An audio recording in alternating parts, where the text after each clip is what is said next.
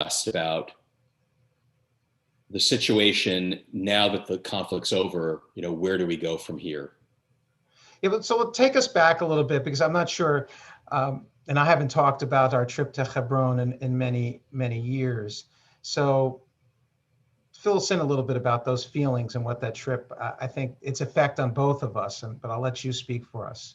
Okay, well, as you know well, Hartman does a really good job of trying to provide every perspective possible, because they want us to be challenged. They want us to really get a full perspective, reach our own conclusions. So that trip involved going to that very sort of the epicenter of the conflict, if you will, a city. Well, there are actually two cities, right? There is the small enclave where the Jewish settlers live, sort of the downtown Shuk area. And then there's the very large Palestinian city of Hebron that's adjacent to that area. But in that Palestinian city, you've got very conservative religious and political folks who live there. The settlers are very conservative, politically and religiously. And so it's sort of the two extremes butting up against each other. And in the middle are, the Israeli soldiers who are trying to keep the peace. And on that trip, we talked with we got a presentation from the spokesperson, or one of them, from Breaking the Silence. These are the Israeli IDF veterans who are very critical of the occupation and the Israeli government. We met with the spokesperson from the Israeli settler community, and we met with a young Palestinian from the Palestinian city of Hebron. And for me, the most, I guess, memorable and difficult moment was waiting to daven mincha inside of the Machpelah, or the large structure built on what is considered to be the burial place of our, the majority of the avot and the patriarchs and matriarchs, and watching the museum, the Palestinian Arab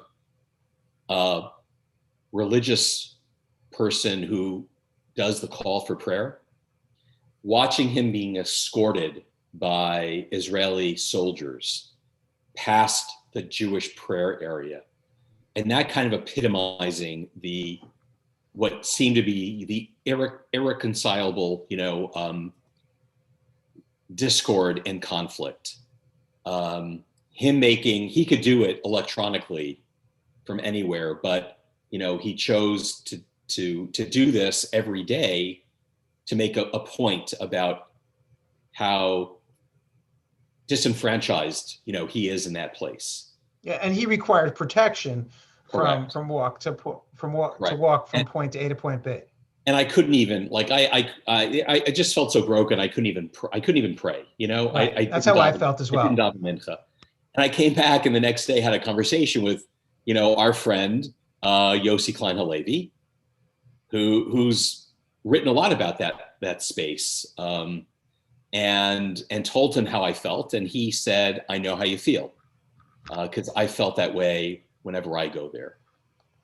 So that's how I felt about that moment there. Here, I feel the sense of abandonment, a bit of, I don't know if betrayal is the right word, but you're talking about now the present circumstance. Yeah, here in America, in my community, the sense of, what happened to allyship, all the hard work that not only I and you, but many in our community have done, building alliance with people in other communities.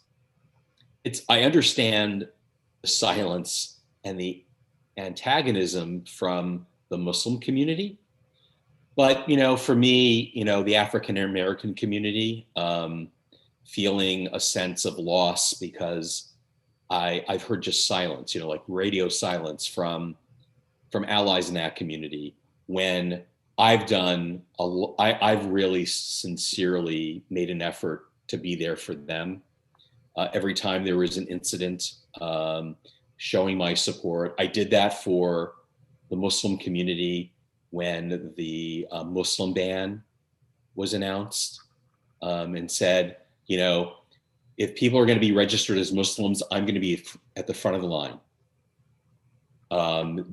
saying that I'm a Muslim too, you know?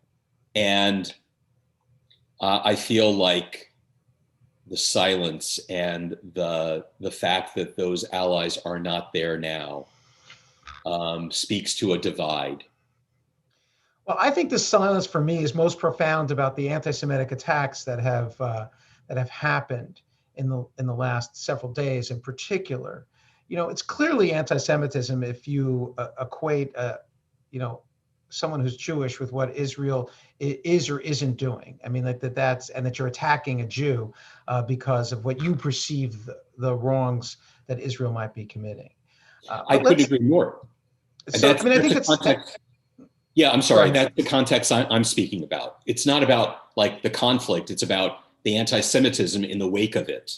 Right. Like just we're, you know, I'm not necessarily asking for you to explain why Israel is attacking, you know, rocket launchers in Gaza. I'm asking you just to stand by your Jewish neighbors in America when they're being attacked or singled out. That's what I'm asking in return, if you will, to put it to sort of like express what I think you are feeling and certainly what I am feeling. Yeah. But if we can go back for a second, because part of what I've been struggling with and wrestling with, and I'd love to kind of, you know, look to you and for some help and guidance and as we work this out together. I mean, how do we explain that the image of an Israeli soldier arresting a Palestinian who's rioting at the Dome of the Rock is that situation is different than a police officer arresting a Black Lives Matter protester? How do we explain that? I think it's nearly impossible because I think what's happened, I think the timing of this last war,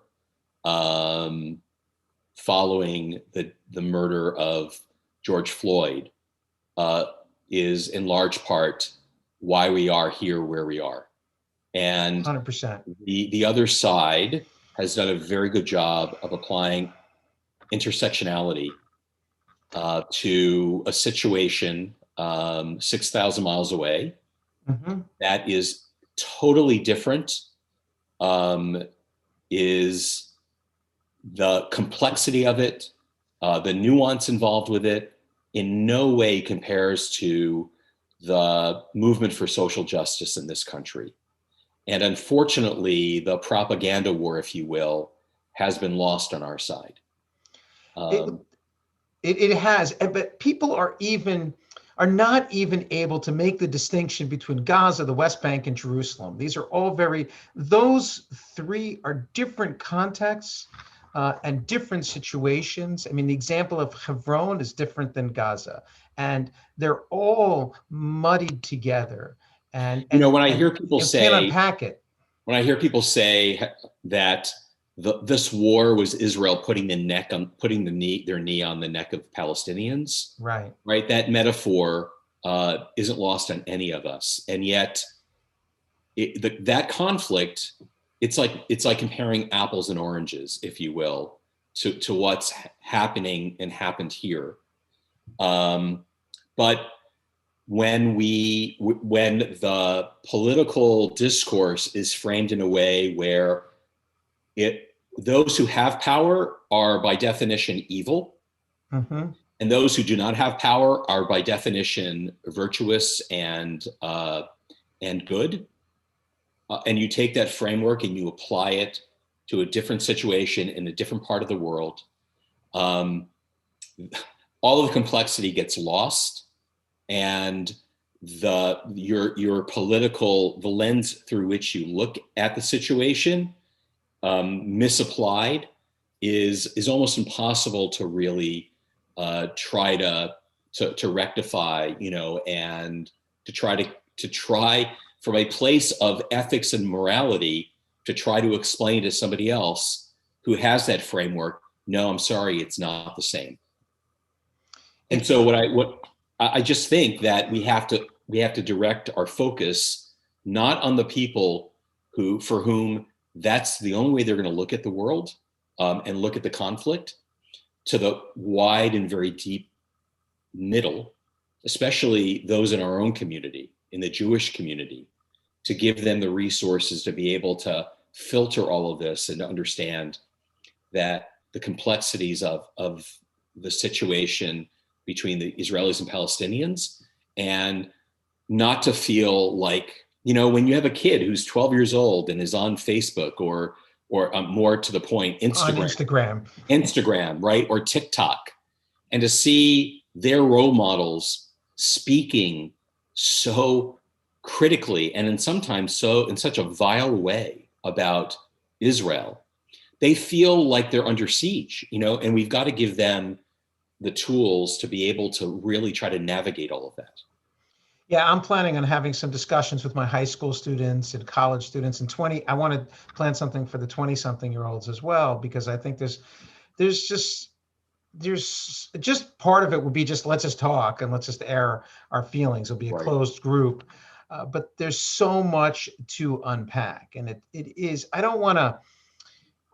Sometimes I hate just saying, "Oh, it's complicated," but the details are really important. It's not a clear black and white situation that we can say this side is entirely right and this side is entirely wrong. And we want to paint things at least our society and culture wants to paint things in that way. This has been going on for a very long time, and I fully believe that there should be a Palestinian state. I think it would be the best thing for Israel and Israel's democracy. But maybe it's not obvious, but I don't think that is a viable option with Hamas ruling. That certainly is something that could happen in the West Bank, I would hope. But the Gaza Strip, I don't know what the solution is with Hamas controlling it. So feelings or thoughts?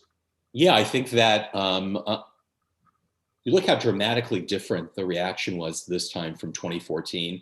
That war in 2014, we were both there together. We remember the Tzevadon going off in Jerusalem. Yeah, I remember seeking coverage with Eric Gervis, who's also a colleague of yours, on Rehov David Marcus, walking home to our apartment from Hartman and not having anywhere to go, and hearing Iron Dome missiles taking out Hamas rockets. That war lasted 50 days. This one lasted 11. And yet the reaction in, the popular culture it's diametric. It's like significantly different, right? Very different. And we were also, by the way, just one clarification, Jacob. We were there in 2014, not here, and I do so. I think it's a very different context, and so I wonder if that affects. I do think it's profoundly different, the reaction. But I came back and I participated in a solidarity rally, at a Reform synagogue in Milwaukee, and there, with the exception of one that took place during the conflict a week ago, in my city here, in the Seattle area, not a single rally for Israel. Wow. And I think that there's a sea change in the perception of people. I do believe you're correct, but our ear wasn't. I feel like my ear wasn't as close to the ground as all I was saying. Yeah, no, I hear you. I read I don't know if you read this, The New Furies of the Old Hatred, by Peter Savadnik. Barry White shared it on her Substack account. I commend people watching this to read it. And it speaks about why things are different this time, through the lens of popular American culture. And I, as someone like you, who believes strongly in a two-state outcome, who believes strongly in racial equity in this country that I think the deck is stacked against us right now, because Right. there's a completely different political viewpoint and cultural viewpoint that people in this country see the rest of the world through, and specifically this conflict. And I think we've got the work cut out for us in the future. We absolutely do. I mean, defending Israel in the eyes of our young students, and it's an uphill battle in terms of where the popular culture is, and it is being cast in the same sort of racial struggle lens that things are being cast here. And I think that is part of the difficulty. I know you and I clearly see it as a different struggle and a different issue, but I think many people want to just put it into the same structure in the same box. And actually, now I remember what you got me thinking about it, and that is that this time around, the support for Hamas, a terrorist organization, that and the growing sentiment that Israel really has no right to exist. Yeah. Because it is powerful, and because it's, white people supposedly persecuting and occupying brown people. Little do they know that, there are so many. I just read about this poor Palestinian woman who's walking to the hospital to visit a member of her family, had a cinder block thrown in her face by Palestinians because they mistook her for an Orthodox Jewish Israeli. Right? So many people do not understand that oftentimes it's kind of hard to tell Israelis and Israeli Jews and Palestinian Israelis or Palestinians apart because of how they look.